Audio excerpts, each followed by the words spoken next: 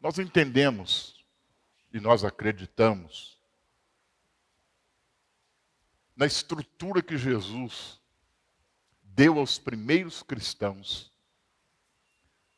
para que através dessa estrutura, por todas as gerações futuras, seria a maneira mais prática, simples e objetiva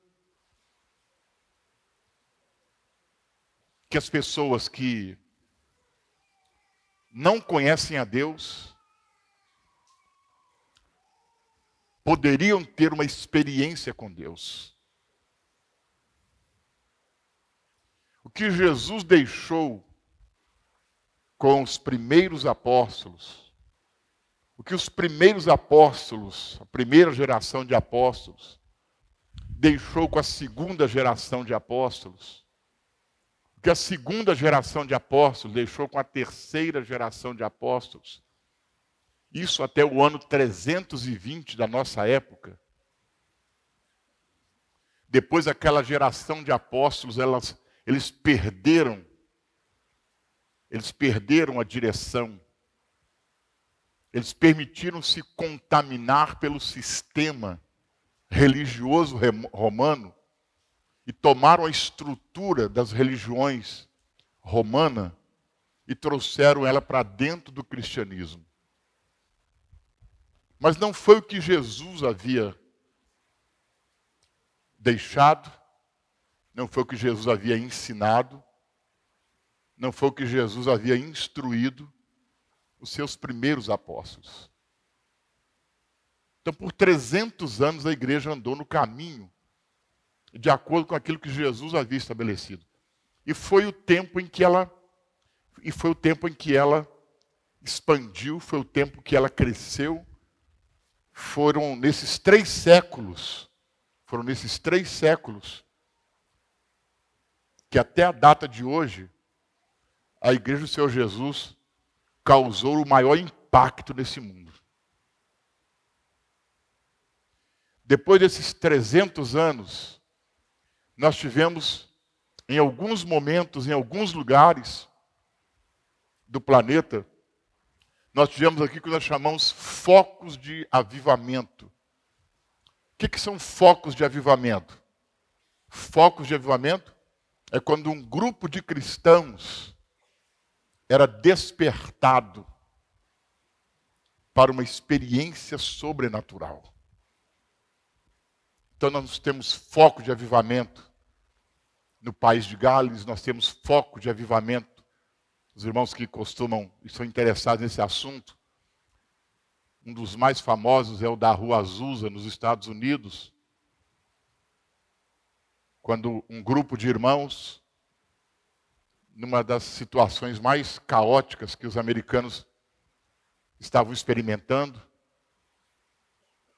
inflação, fome, escassez, e um grupo de crentes começaram a reunir-se numa rua, num galpãozinho, pequeno, feio, cheio de rato, barata.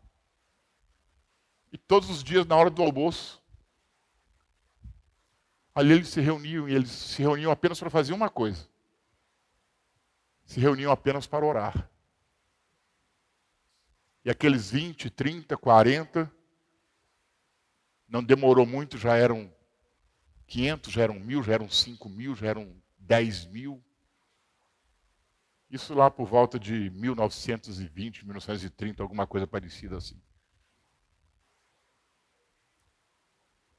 E aí então nós começamos. Ou a igreja, nós substituímos o que deveria ser, presta atenção, o que deveria ser permanente, nós apenas como que tomamos um susto e vivemos aquilo só um momento. Então, por exemplo, se você olha para a sua vida espiritual, você vai perceber que a sua vida espiritual, ela é cheia de picos. Uma hora ela dá um pico lá em cima, outra hora ela dá um pico abaixo de zero. Uma hora ela está muito quente, outra hora está muito fria.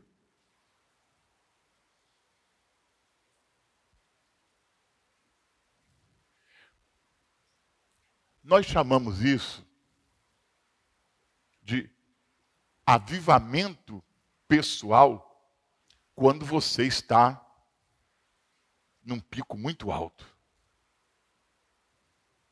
Mas o que não deveria acontecer,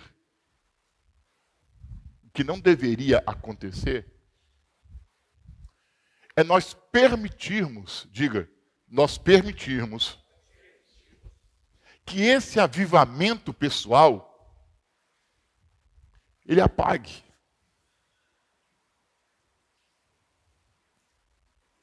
Que a gente perca a intensidade.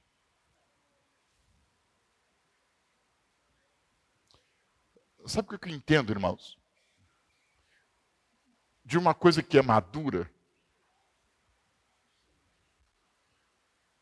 Quando nós falamos de maturidade, nós falamos daquilo que chegou a um nível em que as situações adversas, as situações ao redor, não interferem mais na sua vida.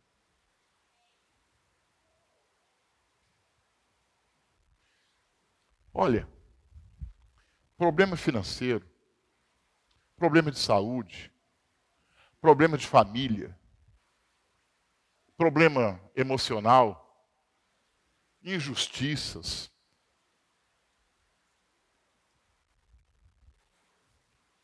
traições, enfim, é tanta coisa. Isso jamais deveria interferir no seu avivamento pessoal. Isso jamais deveria interferir no seu tempo de oração. Vamos falar de coisas muito básicas e muito simples aqui. O que tirou você do lugar secreto da oração?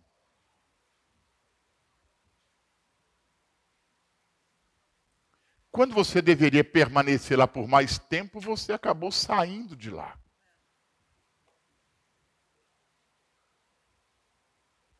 O que tirou você do jejum? Quando você deveria jejuar um pouco mais, apertar a carga para cima do diabo, você tirou o seu tempo de jejum. Quando você deveria ler a Bíblia um pouco mais nestas circunstâncias e nessas situações, você simplesmente fechou ela.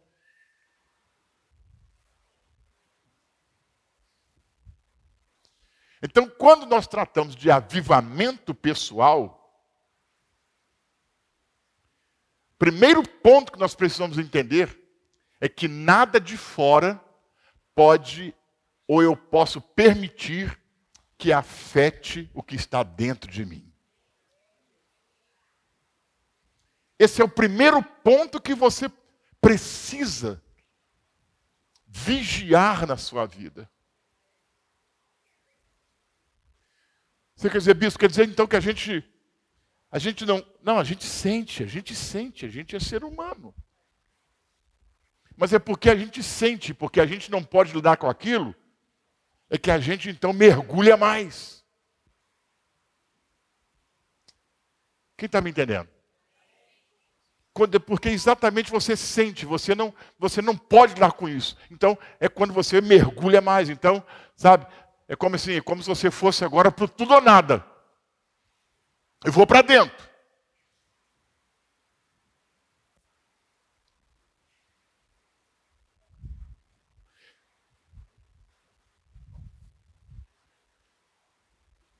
Hoje nós estamos buscando avivamento. Hoje buscamos avivamento pessoal, hoje nós buscamos avivamento coletivo. Mas eu vou dizer uma coisa para você. Não há ninguém que possa avivar a sua vida. Eu não posso te avivar. Você não pode me avivar.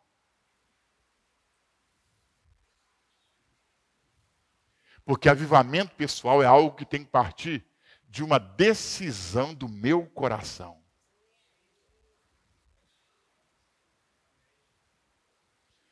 Quando eu tomo uma decisão do meu coração,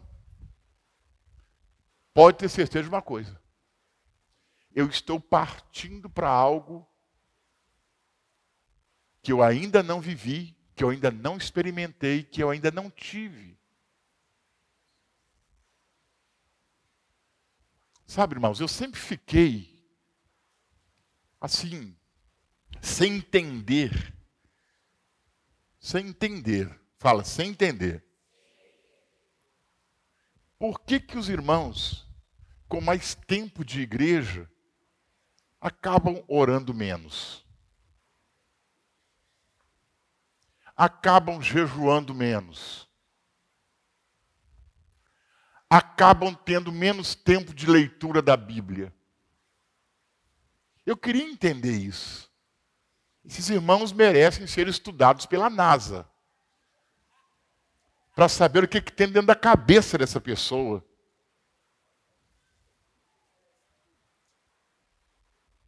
Porque a Bíblia diz que nós crescemos em Deus e continuamos crescendo. Então perceba que o crescimento, ele não é limitado. Nós crescemos e continuamos a crescer. Mas o que nós buscamos hoje? Nós estamos buscando por aqueles estalos que dão assim, sabe? E que não resolve muita coisa. Você pode participar de um culto aqui, mega ultra animado, mega ultra sobrenatural. Você pode participar de um culto aqui em que a glória de Deus ela pode ser quase tocada. Você pode meter a mão do nome no meio da nuvem e você vai encontrar Deus. Sabe? E quando você chega na calçada, você não está mais com a mesma disposição.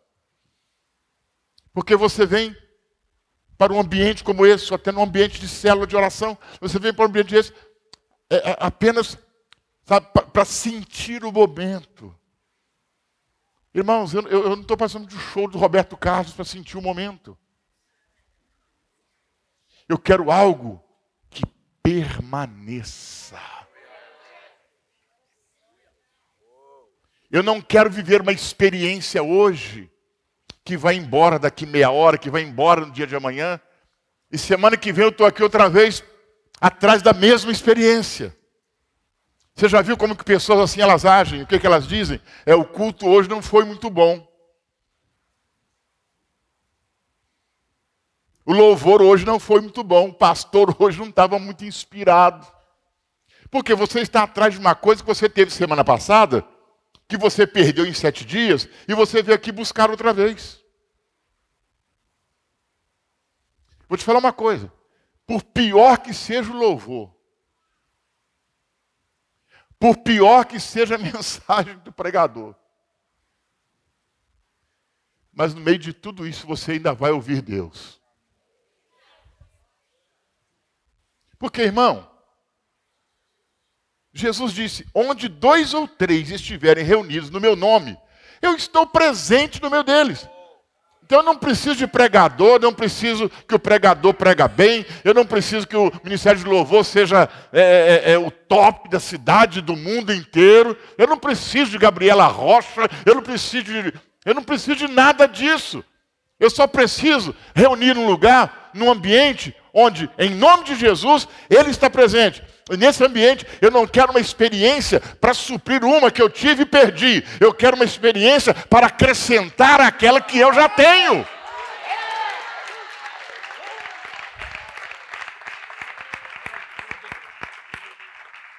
É isso que eu chamo de avivamento pessoal. Eu quero mais, mas eu quero mais não é porque está me faltando. Eu quero mais porque eu quero ter uma experiência maior, eu quero ter uma comunhão maior, eu quero ter um envolvimento maior, eu quero conhecer Deus em um nível ambiente que eu ainda não conhecia. Eu quero mais, não é porque está faltando, é porque eu quero avançar. Isso é avivamento pessoal. Não é esses espasmos que você tem num culto. O pastor Sebastião fez lembra, da casa tremida assim.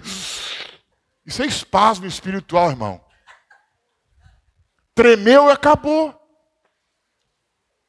Tremeu, vai tremendo para casa. Alguém vai falar que você é doido na rua. O que está acontecendo? Não, ele está avivamento pessoal. Ele chega no trabalho, outro dia está... Não para de tremer, né? É só uma linguagem figurada. Vocês estão entendendo o que eu estou falando. Mas avivamento pessoal é isso. Eu não busco porque estou vazio. Eu busco porque eu quero conhecer mais. Eu busco porque eu quero ter uma experiência maior. Mas as pessoas buscam porque perderam. Então a sua vida é sabe? Você vive de pico. É lá em cima e depois está lá embaixo. Lá embaixo e depois lá em cima. Então quando pega a sua vida, parece mais aquele eletrocardiograma. Vai dando aquelas tremidas, né? Tum! Fala, agora o irmão vai. Ele, pá! Ó, faz pro seu irmão aí, como é que tá? Faz assim na cara dele. Como é que tá? Tendência de alta ou tendência de baixo?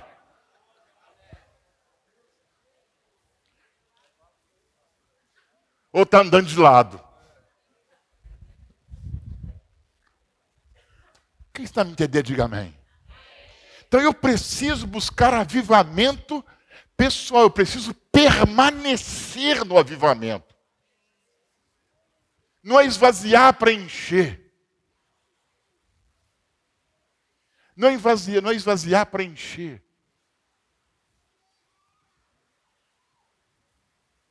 Não é isso. Então, gente, quando a gente... Há algumas coisas sobre a igreja que a Bíblia não conta. Algumas coisas sobre a igreja que a história conta, não é? A história completa a Bíblia. Enquanto os escritores da Bíblia se detiveram apenas na esfera do seu ambiente espiritual, né, os historiadores acabaram fazendo um trabalho paralelo e que ajuda muito a história da igreja. E quando você pega essas histórias da igreja, pesquisas que foram feitas, não de hoje, pesquisadores lá dos anos de 1500, daquele tempo bem antigo ainda, né? E eles levantam situações que a igreja, que não está inscrita em Atos dos Apóstolos, aí na carta de Paulo, que foi até o ano 100 com o Apocalipse de João, né? E você vê como que a igreja do Senhor Jesus, como ela andava, como ela era disposta, como ela era poderosa. Né? Segundo os historiadores, eles dizem que Constantino oficializou a igreja cristã como igreja do Estado romano, porque Roma, o império, havia percebido que não tinha mais controle sobre a vida das pessoas. Quem controlava agora a vida das pessoas era Jesus. Quem controlava agora a vida das pessoas era a pregação daqueles irmãos. Então, num dado momento, Constantino ficou apavorado. Nós estamos perdendo o domínio. Nós estamos perdendo o controle. Aí, segundo os historiadores, ele conta uma história, uma visão que ele teve de uma cruz, e ele teve uma vitória muito grande numa batalha, e ele entendeu que aquela cruz era o símbolo dos cristãos. E então ele resolveu estabelecer o cristianismo como religião oficial do Estado e virou a Igreja Católica Apostólica Romana.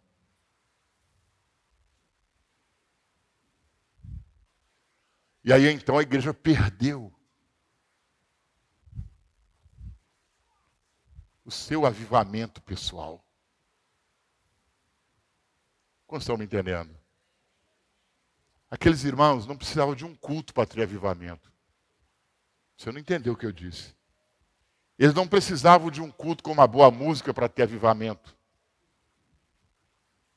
Eles não precisavam de um pastor cheio do Espírito Santo, animador de auditório. para ter avivamento. Sabe onde era o avivamento deles? O avivamento deles era no lugar secreto. O avivamento deles estava no jejum. Por exemplo, veja como que nós estamos hoje. Veja, isso não é um avivamento espiritual. Boa parte dos primeiros cristãos, eles só batizavam uma pessoa depois que ela jejuasse 2 vezes por semana.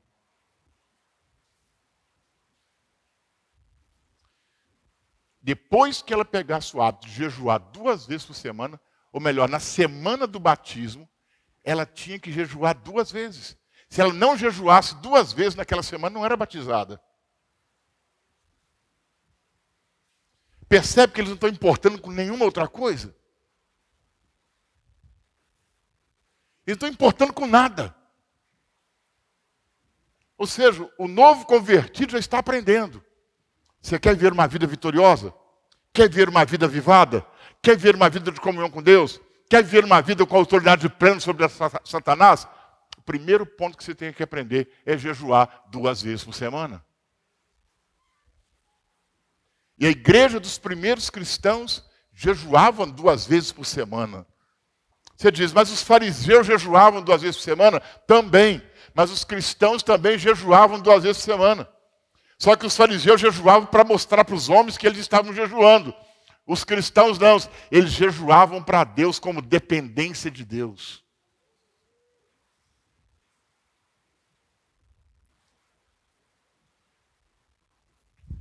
Os fariseus jejuavam, parece que terça e quinta, ou quarta e sexta.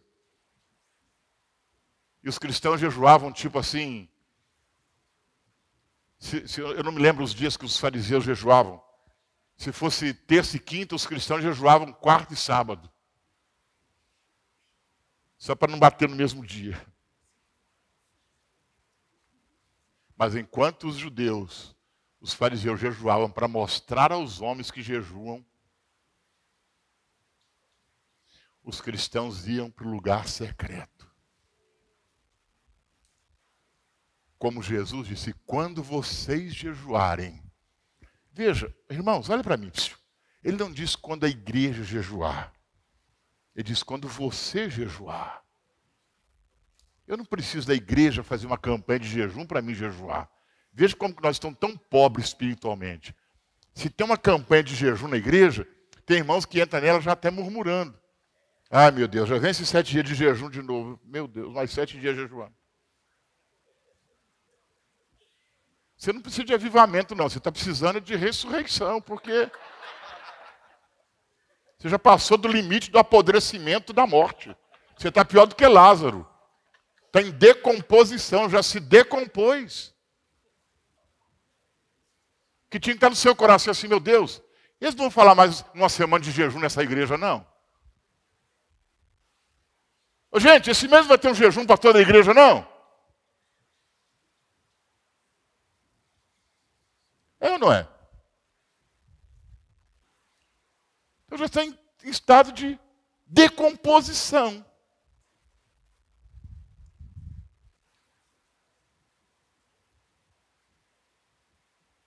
Jesus diz, quando você jejuar, você precisa.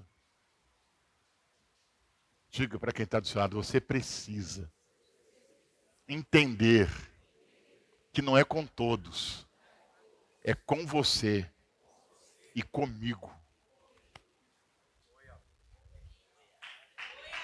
É com você e comigo.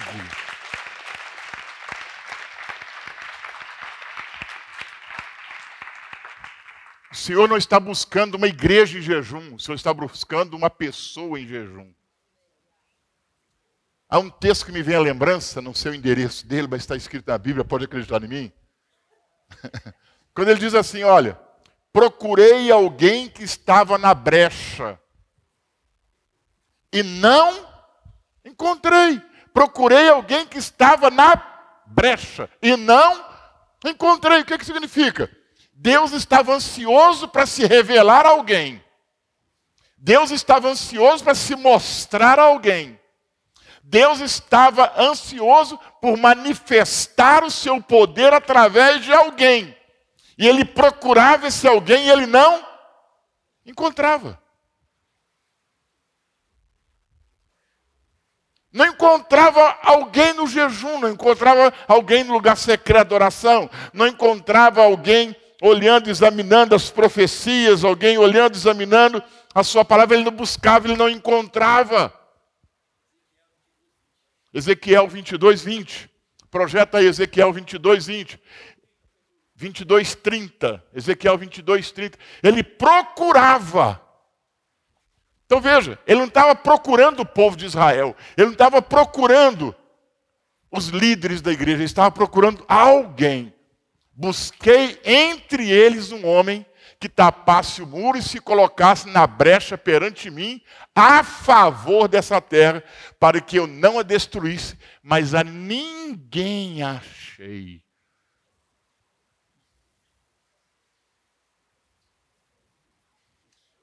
Ninguém achei.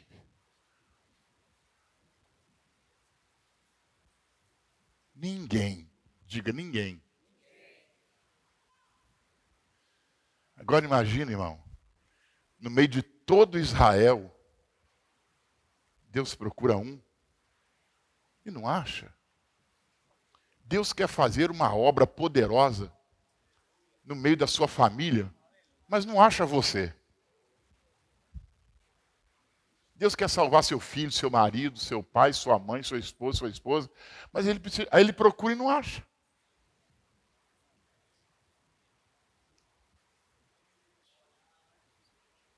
Procurei por alguém, mas eu não estou encontrando. Agora, está todo mundo lá no templo, está todo mundo lá na igreja, está todo mundo levando sacrifício para o altar, está todo mundo lá procurando o sacerdote, está todo mundo lá, mas não tem ninguém nessa condição. O coração queimando, o fogo queimando, a intensidade. Sabe? Alguém ali diante de Deus por isso, alguém ali diante de Deus por aquilo.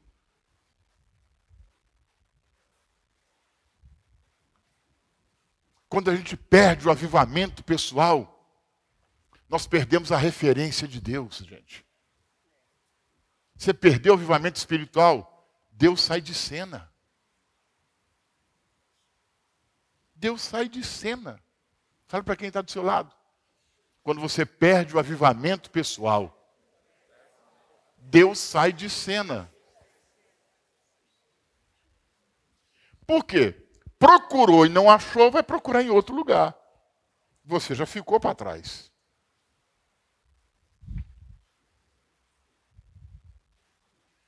Todos nós queremos uma vida espiritual crescente.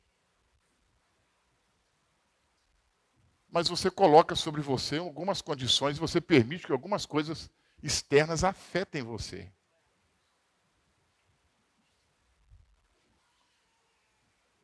Eu me lembro alguns anos atrás, o pastor Cláudio falou assim, meu Deus do céu, bispo, como é que o senhor aguenta essas coisas? Eu estou quase morrendo lá na curva do S, do Sena.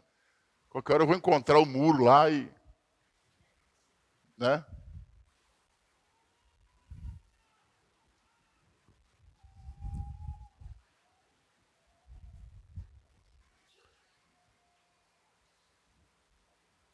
Mas o que mantém você fazendo em Deus o que você está fazendo, não é a condição que o ambiente te oferece.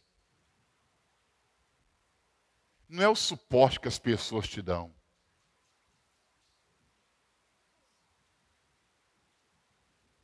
E esse é um grande problema quando falta o avivamento pessoal. Nós nos apoiamos nas pessoas. O nosso fracasso é justificado pelas atitudes inadequadas das pessoas.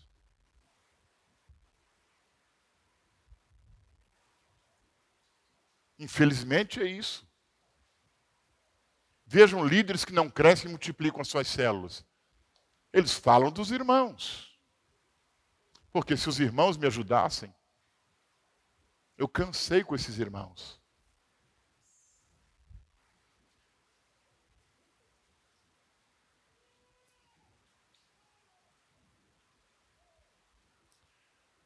Porque o apoio deles são pessoas. O apoio desse líder não é Deus.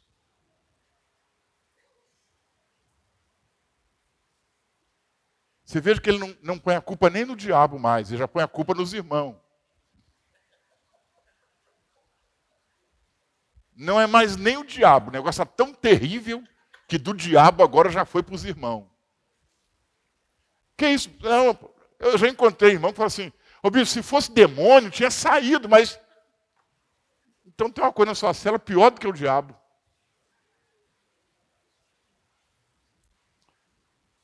Irmãos, nenhum de nós aqui vai crescer, nenhum de nós aqui vai avançar, porque o reino de Deus, olha, coloca isso na sua cabeça, pelo amor de Deus, o reino de Deus não é natural. O reino de Deus, ele é 100% espiritual. E domingo nós lemos um texto aqui na ministração, vocês devem se lembrar disso, quando Paulo diz aos irmãos de Corinto que estavam tentando resolver coisas com a carne, estavam tentando resolver coisas com a sabedoria do homem natural. E Paulo diz assim, as nossas armas, elas não são carnais, mas as nossas armas, elas são poderosas em Deus. Aí ele diz o poder dessas armas para destruir fortalezas, para destruir sofismas, para destruir todo orgulho que se levanta contra Deus. E ele então vai trazendo uma lista, o poder dessas armas, quando elas são ativadas, quando nós andamos no avivamento. Diga aleluia. Quando nós andamos no avivamento, nós andamos o tempo todo ativados, nós andamos o tempo todo fazendo uso dessas armas espirituais. Não tem, sabe, aquele tempo em que o inimigo prevalece, ele já levanta para cair. Diga aleluia. Porque as armas da nossa milícia não são carnais, e sim poderosas em Deus, para destruir fortalezas, anulando nós sofismas. Versículo 5, e toda altivez que se levanta contra o conhecimento de Deus, e levando cativo todo pensamento à obediência de Cristo. Digo aleluia. Isso é avivamento espiritual. Isso é avivamento pessoal. Aleluia. Eu preciso me manter vivo. Eu preciso me manter avivado. Diga aleluia. Eu preciso me manter. Você precisa se manter. Você precisa se manter. Você precisa se manter. Irmão, já teve dia que a pressão do inimigo tão violenta, tão forte sobre mim, sabe? Que eu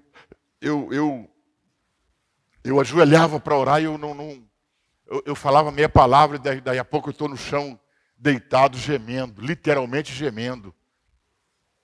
Porque não tinha força para liberar uma palavra, mas eu não me entregava. E não me entrego. Posso ficar lá meia hora lambendo o chão, meia hora gemendo, sabe? Meia hora lutando para tirar alguma coisa, uma palavra do coração que não vem, mas eu estou lá. Sabe? Eu não vou levantar dali e vou pegar. Hoje a moda é essa. Tem gente que já está com o dedo na metade. De tanto ficar o dia inteiro.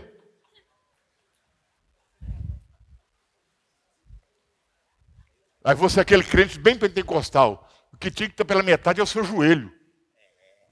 Gostou? Bem assembleião de Deus agora. O que é? Que está pela sua metade é o seu joelho.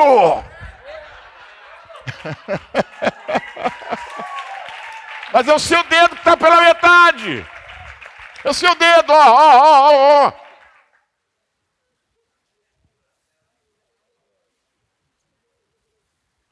O Senhor disse para Josué uma coisa, olha para mim.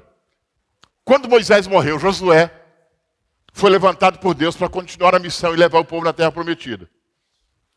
Josué olhou para a situação e ele ficou apavorado. Eu imagino Josué. Eu sempre falo isso para o apóstolo aí. Eu tenho dó de você. Porque imagina Josué, 40 anos o povo ouvindo Moisés, seguindo Moisés, 40 anos blasfemando de Moisés, falando de Moisés, também vendo as obras das mãos de Moisés. Agora Moisés morre, Josué está na dele. Aí Deus falou, Josué, agora é com você, meu filho, vai lá. Não, não vou não. Aí Deus libera uma promessa para Josué, mas não é isso que eu quero tratar aqui. O que me chama a atenção é quando Deus fala para Josué assim, Josué, esforça-te.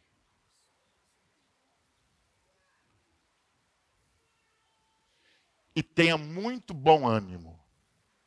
Primeiro, acho esse versículo aqui, são 3 coisas, eu estou lembrando só de 2. Primeiro, esforça-te para fazer esse povo entrar na terra com você.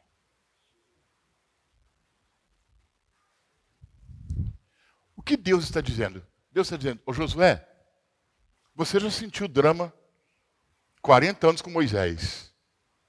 Você já sabe como isso é difícil, não é fácil. Josué 1,6. Diga, não é fácil. Lidar com pessoas não é fácil. Não é fácil. Lidar com pessoas é muito difícil. Lidar com pessoas só é fácil quando elas têm um avivamento pessoal, porque o homem espiritual, ele entende quando o outro espiritual fala. Lidar com pessoas na igreja que têm avivamento pessoal é uma maravilha, é um doce. Agora, quando você lida na igreja com gente que é carnal, que tem uma mente natural, como é difícil conduzir essas pessoas. Como é difícil instruir essas pessoas. Então Deus está falando, ô Josué, para você colocar esse povo dentro da terra prometida, você precisa de se esforçar muito. Diga, esforçar muito. Porque tem os que estão em avivamento pessoal, mas tem aqueles que só vê defeito. Tem aqueles que só dizem assim, não deve ser desse jeito. Você vai ouvir gente falando, porque Moisés não era assim. Porque Josué não deveria fazer dessa maneira. Ele vai matar nós tudo afogado dentro do Rio Jordão, ele está pensando que ele é Moisés. Ele não vai segurar essas águas do Rio Jordão até a gente atravessar, até todo mundo atravessar. Não, essas águas vai virar uma enchente, vai matar esse povo tudo aí. Então Deus fala, você precisa ter bom ânimo, porque tu farás este povo herdar a terra que jurei aos seus pais que lhes daria. Então o que Deus está dizendo? Ô Josué, se você manter o avivamento pessoal, você entra com esse povo na terra. Se você manter o avivamento pessoal, eu estou com você para entrar com esse povo na terra. Agora, se você perder o avivamento pessoal, vai ser uma outra tragédia, como a que aconteceu lá com a geração de Moisés. Então você não pode perder o avivamento pessoal. Diga, eu não posso perder o avivamento pessoal. Eu não posso perder o avivamento pessoal. Se eu perco o avivamento pessoal, eu não venho aqui pregar para vocês terça-feira. Se eu perco o avivamento pessoal, eu não tenho vontade mais de pregar para pastor. Sério. O que me leva a fazer por mais de 40 anos, o que eu comecei a fazer, Jonas, é avivamento pessoal. Eu não precisei de apóstolo Doriel, não precisei de apóstolo Jair, não precisei de bispo Wilson. Quando me ensinaram o princípio, eu mantive o princípio. Estando perto deles, estando distante, eles morrendo, eu ficando, não importa. Mas eu entendi que quando eu aprendi certos princípios e valores, eu agora tenho que me esforçar para mantê-los. Apóstolo Uriel nunca me mandou jejuar. Bispo Wilson só me ensinou a jejuar uma vez. Não precisou mais. Porque eu quero me manter ativado. Diga aleluia. Isso é coisa nossa, coisa pessoal. Diga, é pessoal. Então Deus está falando, Josué, é com você. Esforça-te, tem bom ânimo, porque tu farás este povo herdar a terra que jurei aos seus pais que lhes daria. Versículo 7. Tão somente, outra vez, olha aí. Tão somente esforça-te e tem muito bom ânimo para teres agora, olha só, o cuidado de fazer conforme toda a lei que meu servo Moisés te ordenou. E dela não te desvie nem para a direita, nem para a esquerda, para que prudentemente te conduzas por onde quer que andares. O que ele está dizendo? Ô Josué, você precisa se esforçar, porque você não precisa inventar a roda de novo.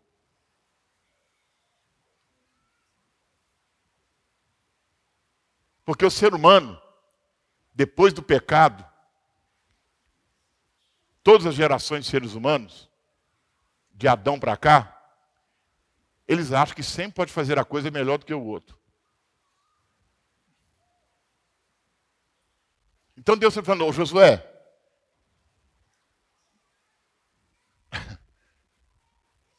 vocês vão entender o que eu vou dizer. Deus falando assim, Josué, pelo amor de Deus, não inventa moda não. Só anda naquilo que o meu servo Moisés te ensinou. Olha lá. Não se afaste do que você ouviu dele. Mantenha-se, Josué, no que você ouviu de Moisés. Porque tem hora, irmão, que você tem que lutar contra você mesmo. Quem está me entendendo? Tem hora que você tem que lutar contra você. Eu tenho que, eu vou falar de mim, tem hora que eu tenho que me esforçar para mim não fazer o que eu quero.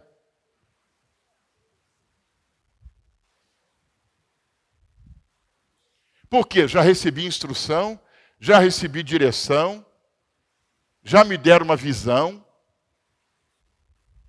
e eu só tenho agora que andar dentro daquilo que eu recebi. Mas em algum momento eu falo, não, peraí, mas eu tenho que me esforçar, irmão. Eu tenho que me esforçar para mim não fazer o que eu quero fazer, porque senão eu vou deixar de fazer o que alguém me disse que eu deveria estar fazendo.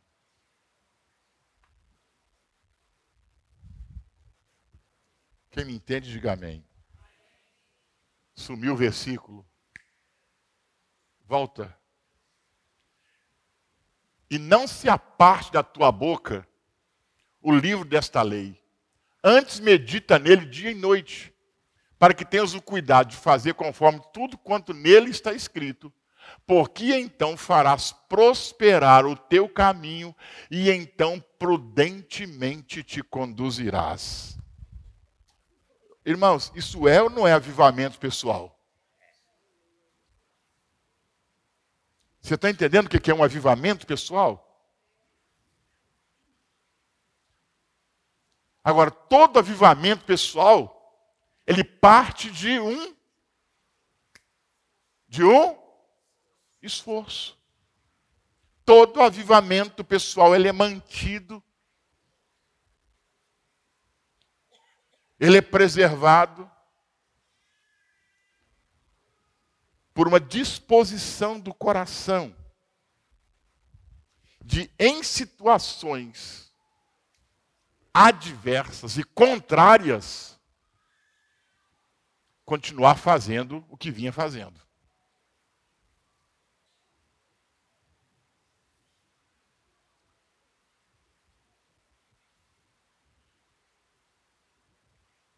Puxa vida.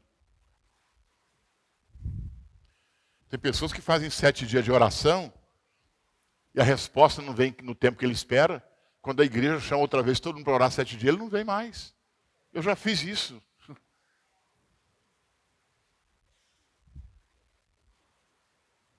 Já cansei de jejuar. Ô, irmão, jejua assim mesmo. Porque se não resolver nada espiritualmente, pelo menos umas bactérias no seu corpo morrem.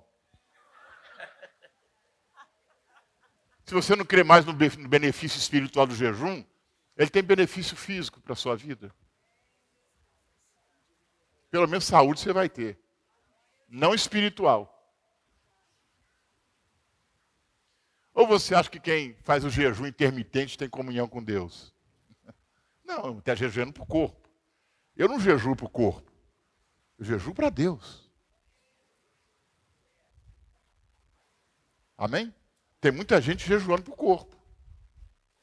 Eu já vi irmão falar assim, eu vou fazer um jejum, que vai ser 2 bênçãos. Eu vou emagrecer e também vou ter comunhão com Deus. Ou uma coisa ou outra. Ou você jejua pelo seu corpo, que não tem nada de errado e é benéfico, ou você jejua para Deus. Mas não tem essa de aproveitar o jejum para Deus para perder peso. É lógico que você vai perder. Mas eu não estou jejuando para perder peso e para ter comunhão. Eu estou jejuando para ter comunhão. É igual o pessoal fala, e aqui eu termino. Aqui eu termino. O pessoal fala, né? Quando o médico vai ver que a gente está assim muito ruim, mas muito ruim, ele fala assim, você precisa caminhar. Aí você fala, doutor, eu já caminho. Se eu for contar as minhas idas e vindas durante um dia, eu acho que eu caminho uns 10 quilômetros. Você precisa andar de bicicleta. Eu vou para o trabalho de bicicleta. Meu problema não é andar de bicicleta. Olha como é que eu estou. Mas você sabia que tem um comando dentro da sua cabeça? Eu não vou usar nenhum termo científico aqui, que senão eu vou me atrapalhar. Vamos assim, naquele jeito bem matuto. Você sabe que tem um comando na sua cabeça? Você pode subir 400 degraus todo dia e descê-los. Isso não vai interferir em nada na sua saúde? Porque é um comando aqui dentro do nosso cérebro que diz o que nós estamos fazendo. Aquele exercício, subindo e descendo aquela escada, como um hábito, porque é algo que faz parte naturalmente do meu dia. Então não há uma leitura do meu cérebro para mandar um comando para as células do meu corpo para queimar a gordura. Alguém olha e diz assim, eu subo essas escadas aqui do Monte Serra. Tem alguém do Monte Serra aqui? Eu subo essas escadas e desço todo dia e olha. Entenderam o olha, né? Agora tem uma mulher que chegou aqui tem 15 dias. Desce e sobe essas escadas. E olha. Por que ela e eu? Se a gente sobe a mesma escada.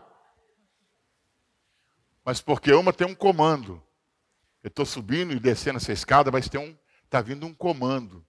Isso é científico, viu, gente? Está vindo um comando. O meu cérebro está dando uma ordem para as gorduras derreter. Você está produzindo, sei lá, algum tipo de enzima. Eu não vou entrar nisso, que eu vou me embananar todo aqui. Mas eu sei que é isso. Eu já li, e é cientificamente provado esse negócio. Você pode andar o dia inteiro trabalhando, não vai perder 1 quilo, vai engordar mais ainda. E alguém vai andar o que você anda, mas com um comando. Eu estou dando para quê? Porque essa caminhada eu vou perder 100 gramas. Eu vou queimar 300 calorias. O outro anda junto com você, sabe, parece que as calorias até aumentam. E você queima, e o outro não queima. Mas por quê? Não, porque um estava com um comando e o outro estava com outro comando. Então, no mundo espiritual, gente, quem está me entendendo, diga amém. No mundo espiritual, você precisa saber qual é o comando que está no seu espírito. O que isso está, sabe, por que você está fazendo isso? Por que você está adorando? Por que você está cantando? Por que você está jejuando? Por que você está orando? Quando há esse comando aqui no seu interior, sabe? Isso vai provocar um avivamento pessoal. E esse avivamento vai transbordar para o seu mundo exterior. É assim que funciona. Sabe? É igual aquela mulher. E aqui agora realmente a gente passa a régua. Eu falei um pouco sobre isso aqui semana passada. Ou domingo agora, não me falha a memória. Eu tirei um tempo para falar sobre isso. Aquela mulher que te sofria 12 anos com uma hemorragia. Foi domingo agora, né? Foi. Eu estou assim tão frenético que eu já nem sei mais que dia que eu falei as coisas, mas eu sei que eu falei. E aquela mulher sai de casa com uma hemorragia, 12 anos, perdeu tudo, ficou pobre, não tinha mais como gastar dinheiro. O problema dela não era médico agora, já tinha, era dinheiro, não tinha mais para onde correr. E ela sai de casa, ela diz uma coisa assim, eu vou onde Jesus está e se eu apenas tocar nele, eu vou ficar curada. Só isso. Diga, só isso. Diga outra vez. Só isso. Aí quando Jesus chega, como é que está o ambiente? Vamos imaginar que fosse esse ambiente aqui, Jesus estivesse ali no meio. Todo mundo aqui, pá, em cima dele. E ela chega aqui toda... E ela passa por um... Para ela foi até fácil, o Gomes. Estava magrinha. Ninguém nem notava, era uma folha de papel. Entendeu, Gomes? Foi passando. Se tivesse outra estrutura, Rita, seria mais difícil. Ia incomodar muita gente. Mas ela era fininha, magrinha, tadinha, né? Então ela vai. Ninguém nem está notando, está passando. Ela chega por detrás e toca.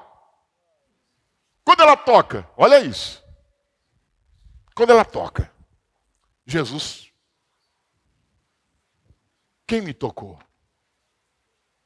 E o que Pedro responde para Jesus? Acha esse texto aí, pelo amor de Deus. O que Pedro responde para Jesus? Como? Marcos 5, 25. Como é que é bom andar com um Google ao vivo? Ó? Um buscador de versículo ao vivo. E certa mulher que havia 12 anos tinha um fluxo de sangue. Vamos lá. E que havia padecido muito com muitos médicos. Eu quero ler porque tem muita gente aqui que nunca ouviu essa história. Primeiro, porque a gente não prega muito esse texto. E segundo, porque você nunca pegou uma Bíblia para ler. Só lê Salmo 23 e 91, né? Aí não conhece isso aqui. E despendido tudo quanto tinha, nada lhe aproveitando isso, antes indo a pior.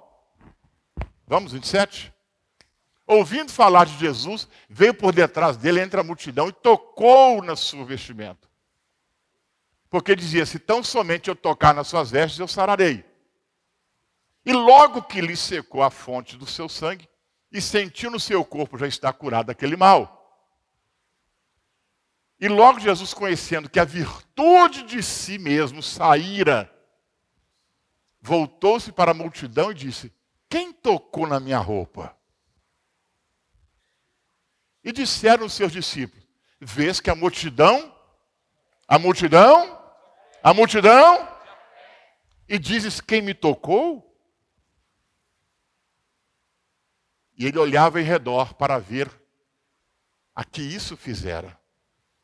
Então a mulher, que sabia o que lhe tinha acontecido, temendo e tremendo, aproximou-se, prostrou-se diante dele e disse-lhe toda a verdade. E ele disse, filha, a tua fé te salvou. Vai em paz e ser curada deste mal. Há muitas mensagens que podemos aplicar para a nossa vida, tirar desse texto. Mas uma das principais, aquela que trouxe mais luz para mim, está naquele versículo, quando Jesus percebe que saiu virtude. Agora, o que mais me encanta, o que mais me chama a atenção, é que todo mundo estava tocando nele. A multidão te aperta. E por que a multidão toda apertando e não tem nenhum testemunho de cura? E por que a multidão toda apertando e não tem um testemunho de libertação? E por que todo mundo esbarrando e apertando Jesus e não sai uma grama de unção? Por que quando ela tocou, saiu? Por que quando ela tocou, houve uma liberação? Porque ela já veio de casa com um comando. Se eu apenas tocar nele, eu serei curada.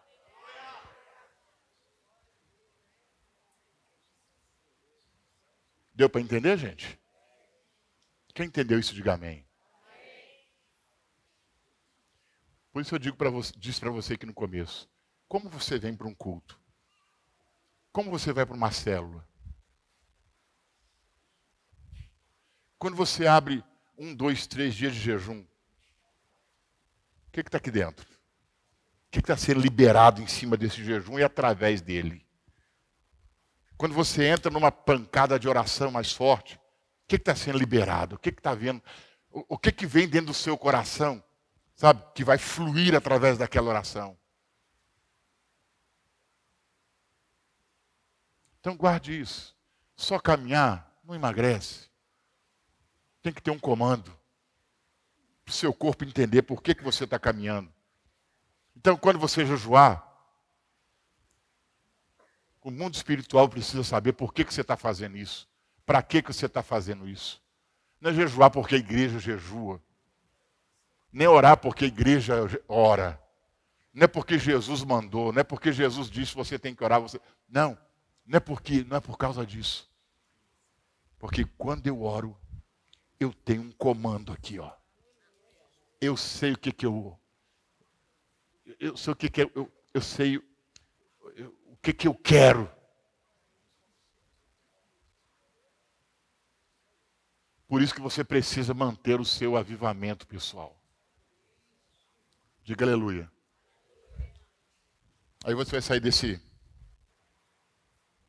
sobe e desce aí. Você precisa aprumar a sua vida. Estou me assembleando hoje. Coloca o prumo aí, irmão. Você está no estreito.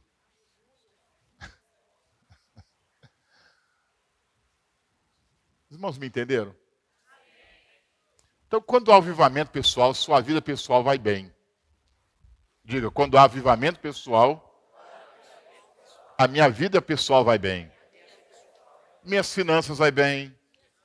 Minha saúde vai bem. Minha família vai bem. Vai bem por quê? Porque quando a coisa fica estranha,